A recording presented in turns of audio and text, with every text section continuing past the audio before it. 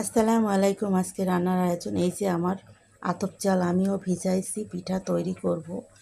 আর এই সাইডে আমার ডাল হচ্ছে, সজিনা দিয়ে রান্না করব।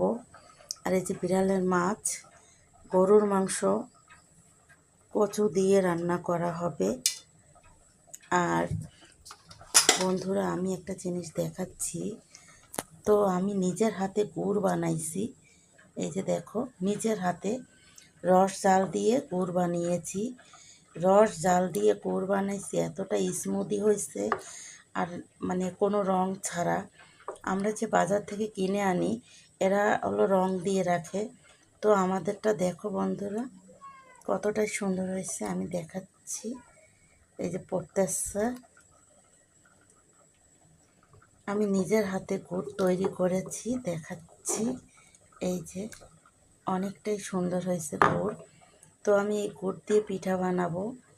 আমার বাসায় আরও গুড় আছে, তো আমার নিজের হাতের গুড় দিয়ে আজকে পিঠা তৈরি করা হবে।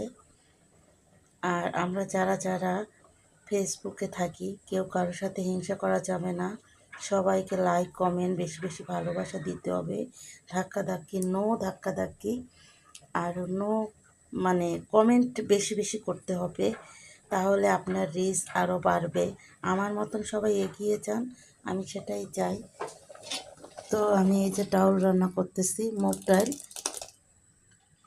রান্না করব এই যে সজিনা দিয়ে।